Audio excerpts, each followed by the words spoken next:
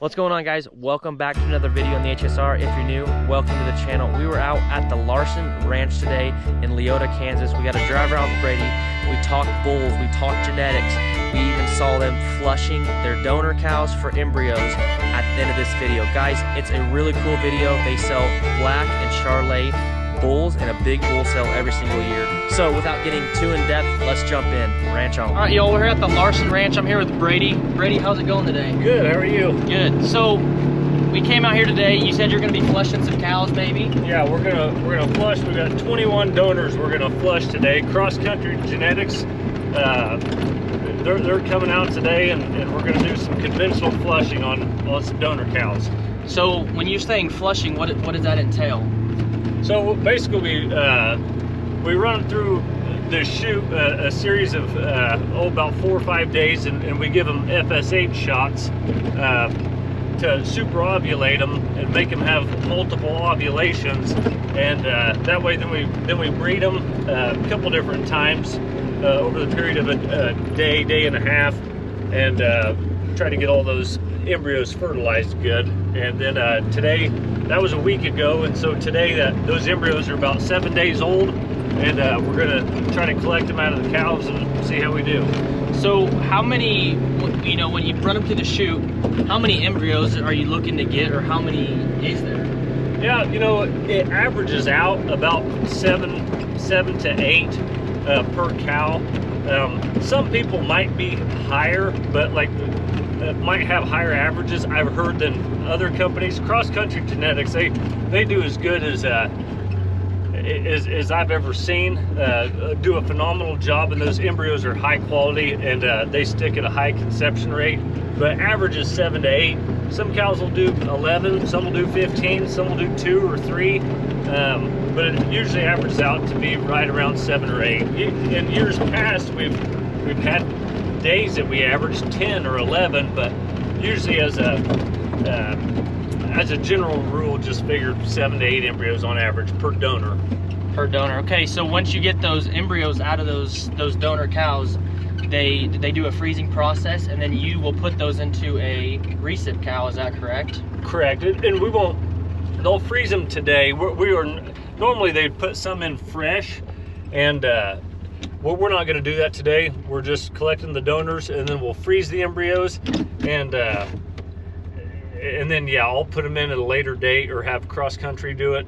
But today we're just freezing them. So it looks like you guys have black and Charolais cows, and you guys just recently got into the Charolais. Is that correct? Right. So we're primarily Angus cows, black Angus cows, and yeah, I'm married into the Charolais. My wife, Kyla, we've been married for 10 years, and she was a registered Charolais breeder, you know, when we met, and so that herd's about started 25 years ago, and so yeah, building on something that's not necessarily new. It's just we just started marketing them here in the last few years. So how many years have you guys been having your bull sales?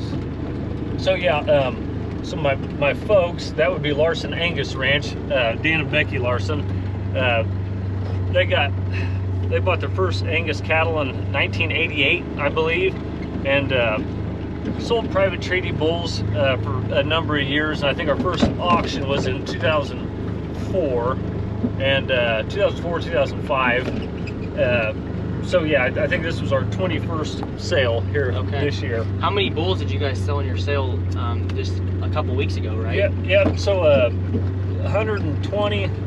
Sold 120 Angus bulls and 30 Charolais bulls. When your bull sales, you're selling yearling bulls, is that correct? That's correct. They'll be about 13, 14 months of age. We calve in primarily January and February, and the bull sale is the first week of March. So yeah, generally when we sell them, they'd be 13, 14 months of age, and usually they won't get turned out, you know, until May or June. So they'd be closer to 15, 16 months of age by the time they start breeding heifers or cows. So you guys AI your cow herd, is that correct? And then is it about 50-50 AI to embryo? Yeah, you know, that varies on the year. Every cow gets a straw of semen to be AI'd if she's good enough. If not, they get an embryo. But every animal gets every cow gets a straw of semen or an embryo. And yeah, so we kind of base it, you know, we're pretty quick to try to move on from a cow if she's got some kind of issue, like you know, poor udder or poor fertility or poor disposition. Yeah, we try to move off of them pretty fast, and just they're good, fine cows to be a recipient, but it's not something that we want to pass those genetics on to our customers. So yeah, if we see something that's a red flag to us genetically or phenotypically, we just try to move on from those and yeah, turn them into a recip. I learned to put in embryos about 15 years ago. I don't know how to flush. I'm like, cross country does a phenomenal job at that. I have no interest in doing that, but being able to put embryos in gives us an added flexibility to not have to schedule somebody to come out and put embryos in for us. We can just do it. So you were just telling me when we were driving to this other pasture of cows that you're synchronizing these cows. Tell me, talk about breeding. How do you guys do that? And when you're calving them out, how does it work? Right. So you know, first we always try to breed the virgin heifers first, and so that we can get them out of the way. And you know, as their first calf heifers, you know, we'll maybe keep them separate as a group, but then after that, we try to breed them so that, you know, we're breeding about 80 to 100 every 10 days. We can fit about 60, 70 calves or cows in the barn to calve. It's a little tight, but that is what we can fit. And so usually the weather isn't too good throughout January and February, so we plan on just calving them through the barn just because of the weather. Even though sometimes if the weather gets nice, we'll turn them out on grass and let them calve. But by doing it every 10 days, it allows us to not overlap those groups too much, because usually, you know, they'll calve within a week or so of their due date, you know, on either side there. And so that two groups can overlap, but you can usually handle that transition, moving on to the next group. But we try to just stay really busy, calving at a fast pace, but not be overwhelmed with it. And a lot of times, you know, we can be having 8 to 12, 15 calves a day, depending on the day there. But we try to get them calved out and kicked out to, well, these pastures here where they go. So all these pastures, we've got 4 big pastures that will kick out, you know, a group of 80 to 100 head after they calve, so they can just get out on clean grass. Yep. So I'm sure a lot of people wondering, you know, why you calve in January, February. Why is that? Is it because you need your bulls to be older for the sale? Right. So that's a really good question. You know, a lot of people want an age-advantaged bull, and you know, out here in western Kansas, fall calving is harder for us to do just because we don't have the cooler season grasses. You know, we're all living off of primarily buffalo grass and grama grass, blue grama and hairy grama, and a fall calver just takes a lot more feed. We do have a small fall herd, but you know, by calving in early January, a lot of the times when that bull gets kicked out, I mean, he is 17, 18 months old, but so we feel like that gives us, you know, a little bit of an age advantage on those bulls, you know, relative to, you know, a March born bull. Brady, so, you know, you guys have your cow herd and you sell bulls and you keep some replacement heifers. Not every bull or heifer is, you know, quote unquote suitable to make a bull or to be, you know, in your cow herd. What do you do with those?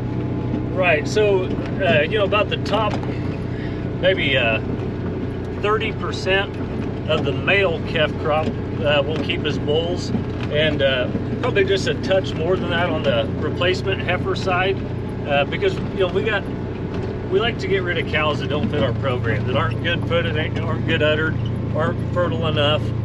So those calves, and a lot of those will be, some will be AI, some will actually be embryo calves if they're not good enough, and then some will be mostly out of our cleanup bulls. So we'll take those over to Dad's feed yard at the Larson Ranch, and we'll feed them calves out ourselves, and we'll haul them to U.S. premium beef to get harvested on that grid to try to get some premiums back. But I mean, we've gotten good premiums. A lot of times our Penn steers and heiferettes, you know, they'll grade anywhere from 50 to 80% prime, 100% CAB. Our white Charolais cattle, they're not eligible for some of those brands, but they still do really well. But yeah, we'll feed them out ourselves, and so really they never leave our place. They're either here or at Dad's, and then they'll go straight to national. Well, it's probably pretty cool too to be able to see, you know, kind of even your cleanup bulls or the AI that doesn't fit your program, kind of how they're grading and seeing how you're doing on the back end of it as well. Right, and so, you know, as breeders, as a seed stock breeder, you know, we try incorporating those traits for like marbling and ribeye, and we've got DNA that can give us a good idea of how they're going to grade. We've got a carcass ultrasound that can give us a good idea and a lot of good data, but the gold standard for data is carcass data, and so we get those individual carcass data back and report them to the American Angus Association and the Charolais Association, and that really cements in, you know, just the gold standard for carcass data is carcass data itself. And you know, it's not just an indicator trait. That's the data we're going for, and to have that and to be able to implement that back into our breeding decisions, I think is essential.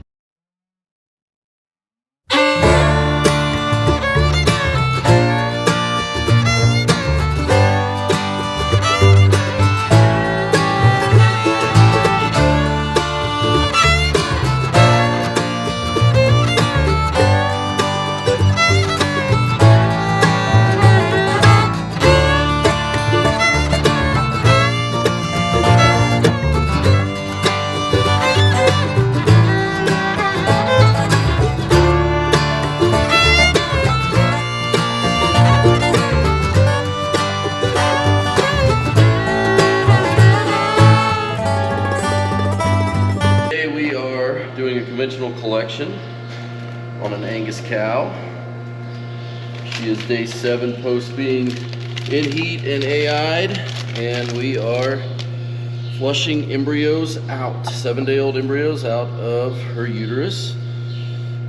We do horn collections, so we're passing the catheter into the right uterine horn where day 7 embryos are located, and blowing up an air cuff so we can segment off the top 2/3 of the right uterine horn, where we will infuse media that is at the right pH and osmolarity to keep an embryo happy.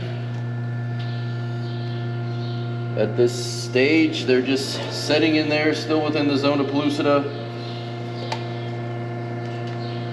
Haven't hatched yet, and they hopefully will ride out with the fluid that we infuse into the uterus.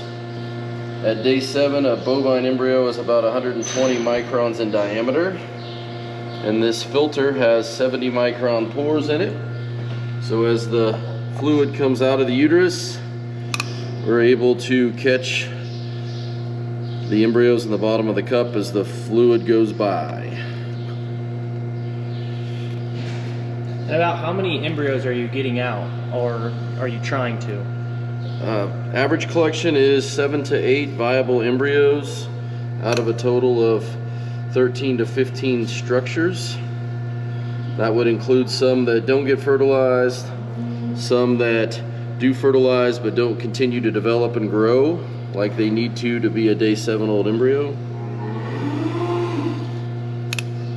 So at this point, we're just infusing fluid in. We'll use somewhere around 200 to 250 mils per uterine horn. We do that by infusing in around 35 mils each time. And we're just moving the fluid around in the uterus, trying to feel the uterine horn dilate, trying to feel fluid get to the tip. Just increase our chances of trying to recover as many structures as we can get. Controlling temperature, we're trying to make sure that we're controlling the environment as much as we can, not exposing them to direct sunlight. So being in a barn, in a clean environment is helpful. What does the sunlight do to them? Just over time, there's evidence and belief that you could damage the DNA of an embryo. A lot of that's just coming from information that you get with other processes. You know, you don't want to expose sperm to direct sunlight like that, so we use the same beliefs when dealing with embryos. It's stuff that you're not visibly seeing. All right, so as we finish the right side, we're just trying to make sure we get the majority of the fluid out. We're gonna switch sides with the catheter.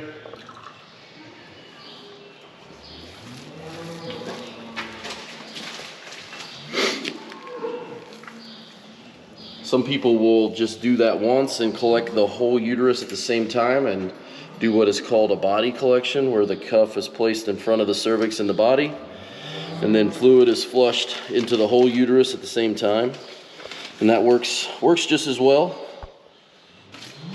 We do horn collections, so now we're passing the catheter into the left uterine horn, where we will repeat the process. So what's the process after you come inside? So yeah, after we finish collecting the cow chute side, we bring the filter in. To the person on the scope, we use a grid dish to dump the filter for the person at the scope to then search. And we're just taking the filter and running the rinse down to then spray the bottom of the filter off into this dish.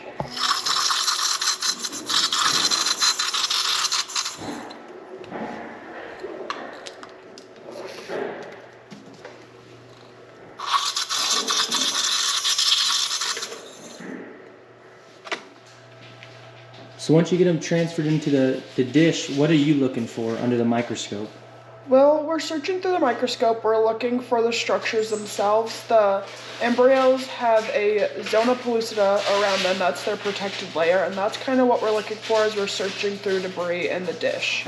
When the light reflects off the zona, it kind of shines a little bit, and it can catch your eye. And they're not moving, are they? Or what are you looking for to make sure that it's a good embryo? What we're looking for is that zona. That's how you can tell for sure that it is an embryo. There could be some debris in here that kind of look like it could be an embryo, but if it does not have a zona, then we will not pick it up, because that is the defining factor of the embryo. And when we find one, we pick up our drum in and put a new capillary tube on it, and that's what we'll pick the embryos up in.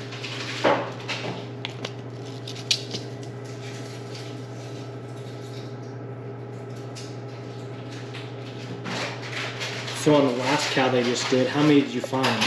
Good ones? There were 7 good ones and then 9 total embryos that we found. When we do donor selection, you know, we're looking at a combination of everything. You know, phenotype, we want the right size cow, we want good feet, we want good udders, we want you know, the right depth of rib and structural correctness, but we also look at you know, all the EPDs. From growth to carcass, because we do have a lot of customers that harvest their cattle on the rail, and they want to collect those grid premiums, you know, for the cattle grading well. But we also want performance. We want calving ease. We want a lot of different things that's hard to get. And so when we go and make our donor selections, we're trying to select the animals that are the most fertile, that do the most things right, all across the board, and we try to mass replicate them.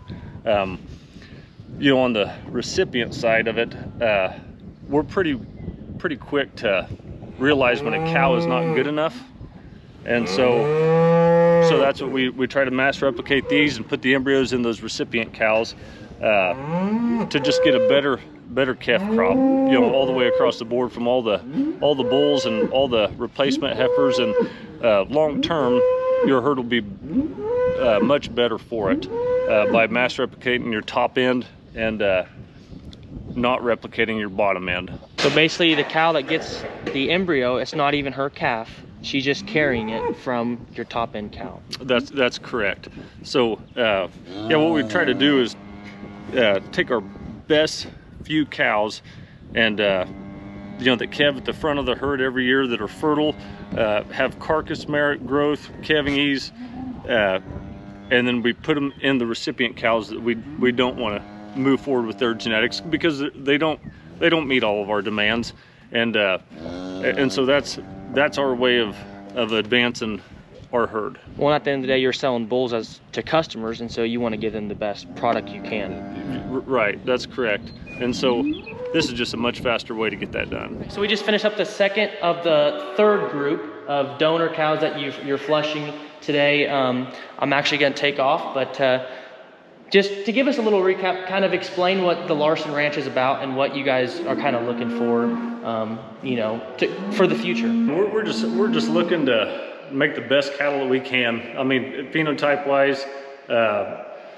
genetically wise, you know, for all sectors of the industry. Yeah, we want calving ease, we want growth, we want carcass, we want super fertile cows with good feet, good structure, good udders. And we want cattle that work for everybody, no matter where they're at. We want moderate frame cattle. People like, you know, smaller frame cattle that we could have something that maybe would work for them. And then some people like bigger cattle, but we like to stay in the kind of 5.5 to 6 frame range, and just keep a uniform set of cows that can raise a good sized steer and grade well, and keep, you know, replacement heifers that do a good job as a cow out there. So awesome. Well, I appreciate the opportunity to come out today. It was nice meeting you. Yeah, good to meet you. Hopefully we can buy some more bulls from you in the future. Yeah, sounds good. Thank you, Nick. Yep.